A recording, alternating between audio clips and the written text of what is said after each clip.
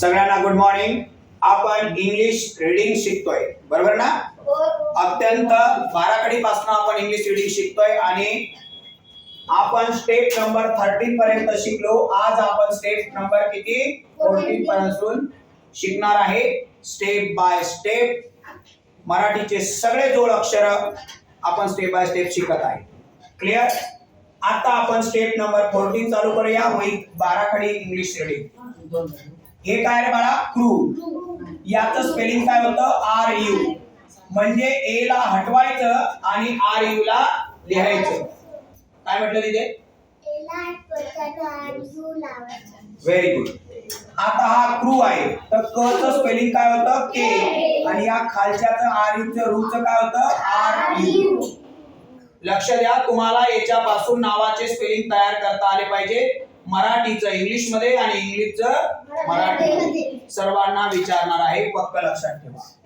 ग्रूचं काय होणार मग? जी. याचं आर यू. जूचं काय होणार? जे आर यू. मला माहिती आहे की तुम्हाला जर का मी एक सांगितलं तर तुम्ही मला सगळे स्पेलिंग सांगणार आहात, नाव सुद्धा सांगणार आहात. लक्ष द्या फक्त. ब चं काय होणार? आणि या खालच्याचं होणार रूचं आर यू. ध चं होणार डी एच आणि या खालच्याचं होणार आर यू. न चं होणार यन आणि या खालच्याचं होणार आर यू. आता हे सुट्टे शब्द आहे. ज्या अक्षराला काना लागतो, काय लागतो? त्याला सगळ्याला हे आर यू लागतं, बरोबर? आता मला सांगा, हा ड आहे, याला काना आहे का? नाही. मग याला खालून असा ड्रू लागणार नाही. कळालं? हे एवढे शब्द नाहीत. मी शिकवताना तुम्हाला हे सुट्ट्यांचं कसं लिहायचं हे सांगतोय. आणखी बरेच शब्द याच्यामध्ये आहेत. क्रू पण आहे का नाही आपला? बरोबर आहे ना? कोणता आहे? क्रू. काय होणार? P R U. बरोबर? समजलं सगळ्यांना? हा, लक्ष द्या. आता आपण हे झाले आपले सुट्टे शब्द. याच्यापासून आता आपण सुट्टे आपले अक्षर झाले, अल्फाबेट. याच्यापासून आपण शब्दांचं स्पेलिंग बनवणार आहे. ओके, सर्वांनी मन लावून लक्ष द्या. हा क्रूचं काय होणार आहे? याचं होणार आर यू. पाचं काय होणार?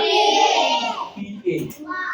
कारण पाचं स्पेलिंग ऑलरेडी आपण याच्या अगोदरच्या स्टेप मध्ये शिकलोय. समजलं ना? हा. ग्रूचं काय शिकलोय? जी आणि ह चं शिकलोय यश. बरोबर आहे ना? मृ. आज शिकलो म चं य, आर यू, ना चं एन ए आणि डी चं डी शिकलो आपण याच्या अगोदरच्या स्टेप मध्ये.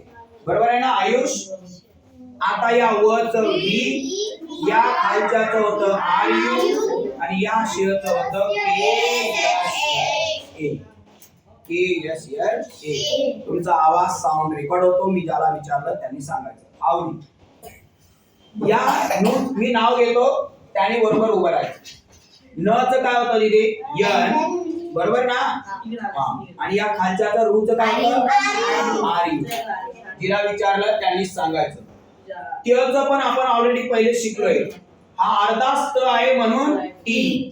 आणि या यचं काय होतं? वाय. नृत्य. कळलं सगळ्यांना? हा, लक्ष दे भाऊ. पू. क्रूचं पी आर यू. हा थ अर्धाच आहे आणि म्हणून टी एच होणार आणि वचं व्ही चं व्ही आर. ग्रूचं आजच शिकलो आपण जी आर यू होणार. हीचं काय शिकलो? आणि ही दुसरी विलांटी लास्टला आहे म्हणून लास्टला असेल तर डबल ई लिहायचं नाही. शिकलोय, बरोबर? तो विराली एम आर यू. तर एम आर यू चं काय होणार आहे? ग्रू. आणि जी चं काय होणार आहे? दिदी उभी राहा. एन आर यू नृ. आणि काय होणार? प. तू उभी राहा. एम आर यू मृ. आणि हे काय होणार? डी ए चं काय होणार? दा. मृदा. अ दीदी तू सांग रे. ए च काय होणार अ. हे काय होणार एम आर यू च काय होणार मृ. आणि हे टी च काय होतं अमृत. किती कठीण शब्द असला तरी तो आपल्याला लिहिता येतो. बरोबर. हा तू रे रुद्र. के आर यू कोणी बाकीच्याने सांगू नका. हे काय पो आणि हे काय या. कृपया. त्यानंतर व्ही आर यू पुढचं दीदी हे तू सांग रे. व्ही आर यू काय होतं रू. बरोबर आहे का नाही. आणि हे काय रू रू रू त व्ही आर यू काय रू त क ऋतम. हे काय रे काय कृपल का कृपाल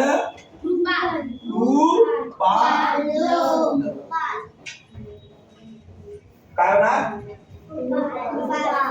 कृपाल. समजलं सगळ्यांना. आता पुढं आपण आता स्टेप नंबर किती 50. कोणती स्टेप आहे. एखाद्या अक्षराला डबल अक्षर लावले. प ला प म ला म भ ला भ च ला च डबल डबल लागतं ना. अच्छा पप्पा अम्मा.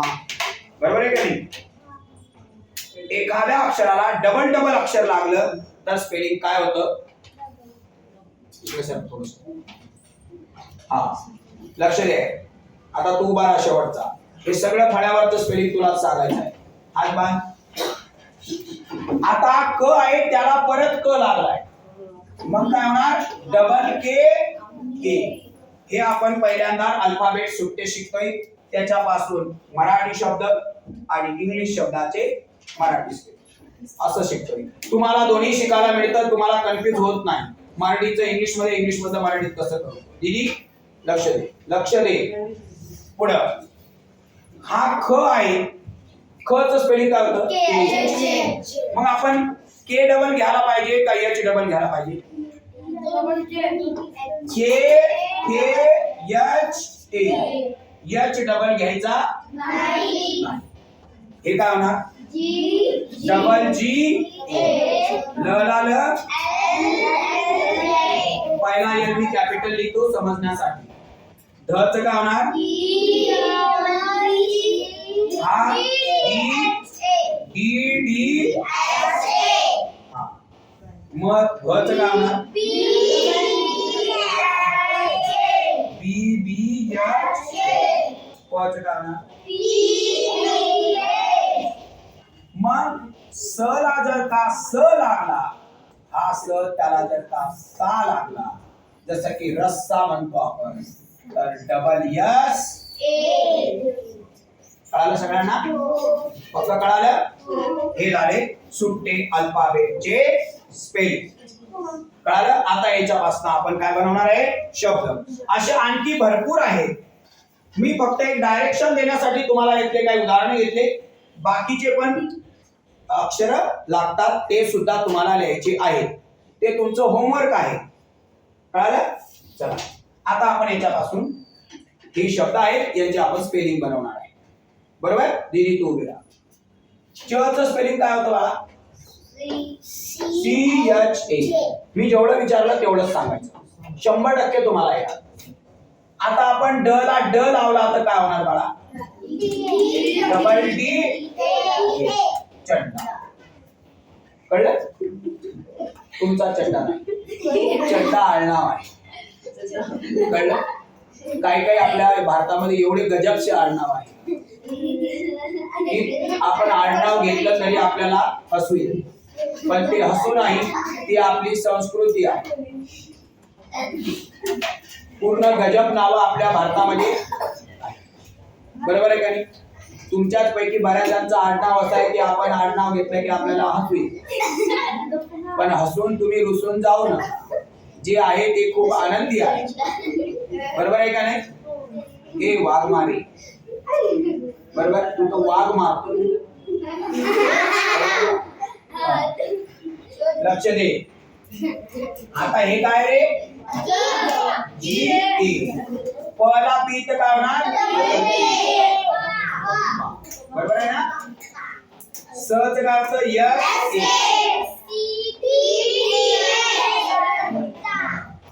तुमचा उत्साह बघून माझं इथं सगळं अवघड व्हायचं. हा बाई काय काय उभं राहा. तू उभं राहा. थांबा. अच काय होतं? ए. डबल मा.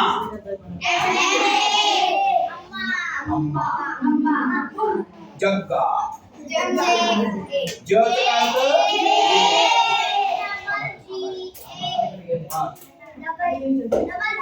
Double G. हा, आता कोण सांगते? दीदी तू बिरा. तू इकडे ये. तू इथं उभी राहा. तू नाही, तू इथं उभी राहा. हात बांध इथं. आणि तिथंच उभी राहायचं. पच काच काय ना? लल्ला. लच काय होतं? यल्ले. उभी राहा. लाच काय होतं? नाव लिहिताना पहिलं अक्षर मोठ्या एबीसीडी मध्ये लिहायचं आणि बाकीचे सगळे अक्षर. तुम्हाला मी हे दिले इथं 10, 12, 5-6 शब्द. तुम्हाला मी 50 शब्द होमवर्क लिहिणार आहे. मला असे सगळे शब्द लिहून पाहिजे. कळालं? हा. आपण एक शब्द असतो बघा, मठ्ठा. लिहितो ना आपण?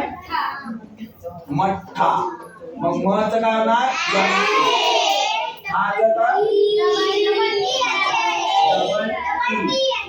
Double T.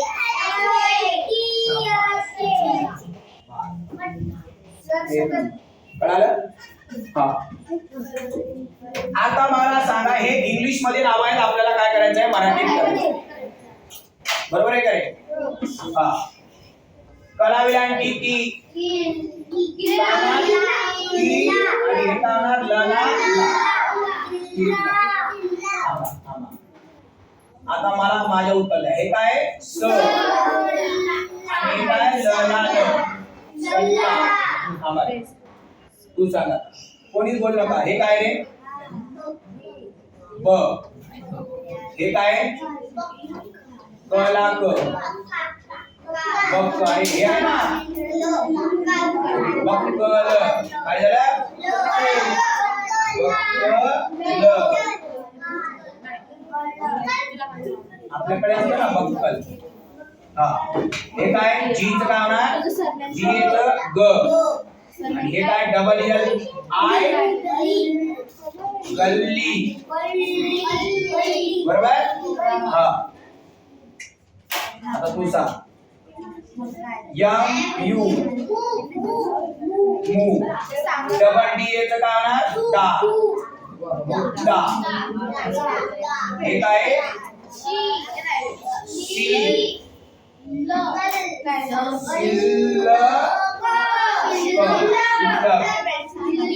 हे काय? र. डबल बी आहे काय होतं? बी. रब्बी. काय? रब्बी. तू सांग रे आता. थांबा, कोणीच बोलू नका. हळू. रब्बी. हे काय रे? स. हे काय? शाबास. Very good. आणि हे काय? मज्जा. जवळ जी. तुम्हाला मी आता अशी नावं देणार. आता आपण हे काय शिकलो? इंग्लिशचे काय शिकलो? मराठी. ओके. Step number 15. सगळ्यांना कळालं? आता मी असेच तुम्हाला स्पेलिंग देणार आहे आणि हे लक्षात ठेवायचं, विसरायचं नाही. कारण याच्या उच्चारापासून हळूहळू आपण इंग्रजी वाचायला शिकणार आहोत. आणि तुम्ही गलत डायरेक्शन शिकल्यामुळे तुम्हाला इंग्रजी आतापर्यंतही वाचायला येत नाही. त्याचं कारण की तुम्हाला शिक्षकांनी गलत डायरेक्शन शिकवलेलं आहे. डायरेक्ट पुस्तक कोणाला वाचायला येतं का? नाही, तुम्हाला अत्यंत अल्फाबेट्स पासून 2 लेटर 3 लेटर 4 लेटर 5 लेटर तुम्हाला शिकवायला पाहिजे. आणि ते काय सोपं काम आहे का?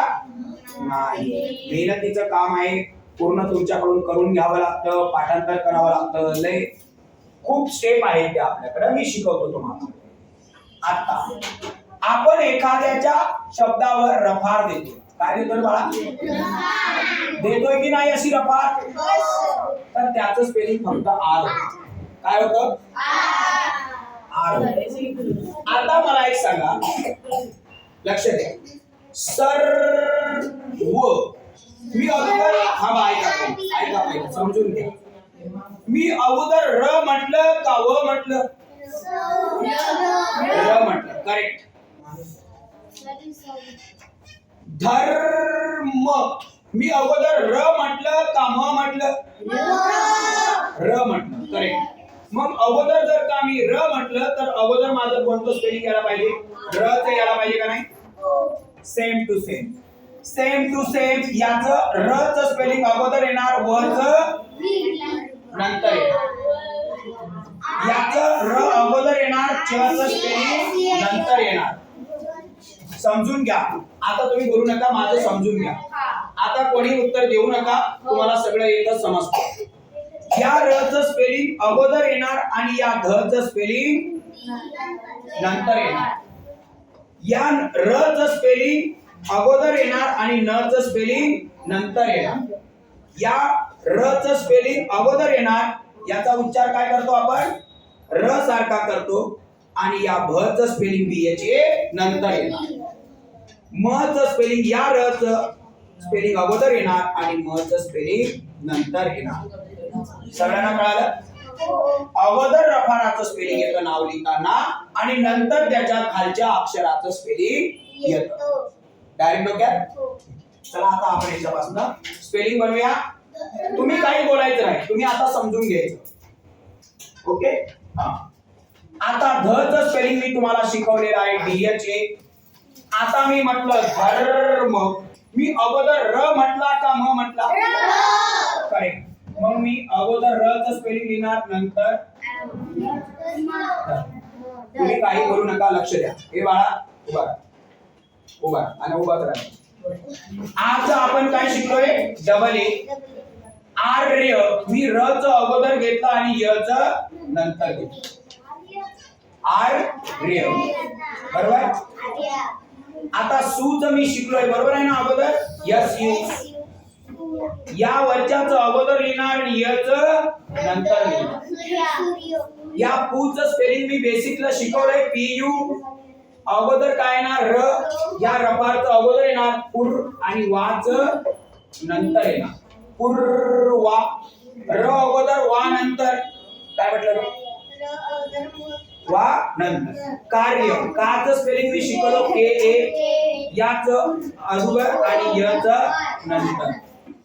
मर्म. म च मी शिकलोय, र अगोदर यम. थांबा. तुम्हाला ना बाबा चूप राहताच येत नाही. लय खतरनाक पोर आहे. तुम्हाला मी किती रिक्वेस्ट करून सांगलं की शांत बसा. तुमचा उत्साह एवढा खतरनाक आहे, बरोबर ना? आम्ही पण शाळेत जाताना आम्हाला किती वेळा सर म्हणायचे, शांत बस. सर आम्हाला बोलतो वाटतं, बरोबर आहे. आम्ही प्रेमानं बोलायचो, सर काय आम्हाला म्हणायचे, काय नाही माहिती. ही पोरं उत्तर देतात, तुमचा उत्साह असतो, बरोबर आहे की नाही? आणि एक्झॅक्ट शिक्षकांनी हेच करायला पाहिजे. तुमचा जर उत्साह दाबून ठेवला, आपण हे बघा शाळेमध्ये गेल्यानंतर शांत बस, नाही तर दिन टाक 2-4. बरोबर आहे? तुम्ही काय बोलता काय मग? कारण आपल्या मनात काय बसतंय मग? भीती बसते. आपण काय बोलतो का? शांत बसून कोणाला येतं का? तुम्ही कसे आता बोलता पडापड तुम्ही भीता का? बरोबर आहे का नाही? असं उत्तर द्यायची म्हणजे हुशार होतं माणूस. सहज काय बघा. आता लक्ष द्या. आता आहे आपलं इंग्लिश. आता हे खरं आपल्याला वाचायचं होतं. काय कोरोना हेच येत नाही, तर मग याचा तर काय टेन्शनच नाही. टेन्शन नाही म्हणजे टेन्शनच आहे, कारण येतच नाही. टेन्शन नाही म्हणजे असा अर्थ होत नाही की नो प्रॉब्लेम, बरोबर आहे का? मला सगळं येतं चमकतं, बरोबर, कारण त्याला वाचायलाच येत नाही. ओके. नो चर्चा नो खर्च. बाळा, तुम्हाला माहिती आहे माझ्या तासाला शांत बसावं लागतं, लक्ष द्यावं लागतं, नाहीतर तुमचा अख्खा पक्ष गायब होतो. माहिती आहे सगळ्यांना? ते लक्ष स्थापन कर पक्ष, नाहीतर डायरेक्ट पक्ष गायब. बरोबर? तुम्ही छोटे आहे, हळूहळू सगळं सांगतो की पक्ष गायब कसे करतात. कळलं? चला लक्ष द्या आता. इथं काय आहे? हा रच काय होणार? च आणि याच्यावर रफा. खर्च. काय तू उभा राह. उभा राह. तुझं नाव काय? जानू आहे? हे हसू नका आहे. हे सगळ्यांचे जानू आहे. लक्ष दे. हे काय रे? ओके. हे काय? हे अरे वा कर्म. कच केज यावर रच रफार आणि मच यमच म. आता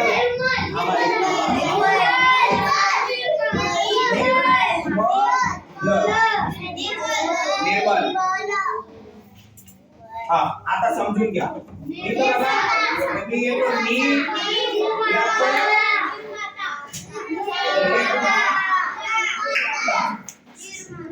समजून घ्या. आणि आता काय? ज न या रच वरच रपार जे एच काय होणार? ज आणि याचं काय होणार? न. दुर्जन. सगळ्यांना लिहिता येईल? रफाराचं स्पेलिंग अगोदर लिहायचं आणि त्याच्या खालच्या अक्षराचं नंतर लिहायचं. डायरेक्ट डोक्यात. डायरेक्ट डोक्यात. फक्त पद्मनी क्लास. माहिती आहे तुम्हाला? चला आता आपण शिकूया स्टेप नंबर 17. तुम्ही काही बोलू नका, थोडं समजून घ्या. ज्या अक्षराला दांडी असते, काय म्हटलं? त्या अक्षराचे जोड अक्षर लिहिताना नुसतं एक नाही होत तर भरपूर अक्षर होतात. काहीचे जोड अक्षर होत नाही. आता लक्षात घ्या. मी एक इथं उदाहरण घेतलं. पच. काय घेतलं? पच. दीदी उभी राहा. उभी राहा. हात बांध. असं बांध बाळा हात. ओके. आता लक्ष दे. या प ला पोटामध्ये रेषा आहे. पोटातल्या रेषेचं आर ए होतं. मी तुम्हाला शिकवलेलं आहे. म्हणजे याचं होणार टी आहे. नुसतं प्र किंवा प्रा नाही. हे लय महत्वाचं आहे. हे लय महत्वाचं आहे. लक्ष द्या. आता प्राचं काय होणार? टी आहे. तुम्हाला माहिती आहे मी पहिल्या विनंतीचं शिकवलंय. शिकवलं का नाही? शिकवलं का? आता बघा एक एक मी सुट्ट लिहून सांगतो. या पच पी, या पोटातल्या रेषेचं आर आणि या पहिल्या विलांटीचं आर. समजून घ्या. पुढे ये दीदी. समजून घ्या, बोलू नका. बघा या पच पी, या पोटातल्या रेषेचं आर आणि हे दुसरी विलांटी आहे म्हणून याचं डबल. दुसऱ्या विलांटीचं डबल शिकलो का नाही आपण? स्टेप बाय स्टेप शिकतो का नाही आपण? ए बाबा पल्लवी उभी राहा. तू उभी राहू. ही पल्लवी उभी राहा. तू चल. या पच पी. मग तुम्ही माहिती आहे लक्ष नाही दिलं तर मी मग पल्लवी डायरेक्ट पुढचं तुम्हाला सांगायची गरज नाही. लक्ष दे. हसू नको. हसल्याने मी काही तुझ्या प्रेमात पडणार नाही. माझ्या शिकवताना लक्ष द्यावं लागतं. माझ्याकडे बघून काय हस, फळ्याकडे बघ. इथं प या पोटातल्या रेषेचं काय होणार? आणि या खालच्या उकाराचं काय होणार? यू. समजलं सगळ्यांना? सुट्ट करून सांगतोय डायरेक्ट डोक्यात. आता या प चं काय होणार? पी. या पोटातल्या रेषेचं आर आणि दुसऱ्या उकाराचं शिकलो आपण. शिकलो का नाही? शिकलो का नाही? हे सुट्ट आहे म्हणून मी सुट्टे शब्द जास्त घेते. आता इथं बघा या प चं पी, या पोटातल्या रेषेचं आर आणि एका मात्रेचं ई. शिकलो का नाही? एका मात्रेचं शिकलो. हे ऑलरेडी आपण शिकलो. मग आता काय झालं? प्रेम. काय झालं बाळा? काय झालं बाळा? प्रेम. आता लक्षात. या प चं फक्त या प चं पी, या पोटातल्या रेषेचं आर. आता हा एक काना आहे आणि एक मात्रा आहे त्याचं ओ. एक काना एका मात्रेचं ओ आपण शिकलोय. ओ ओ गो चो चो टो मो दो लो. चो चो चो चो चो. आता येतो. प चं काय शिकलो? पी. बोटाच्या रेषेचं आर. इकडे बघा एक काना आणि किती मात्रा आहे? दोन. याचं आपण शिकलोय. एक काना दोन मात्रा औ. ए यू शिकलो का नाही? शिकलो का नाही?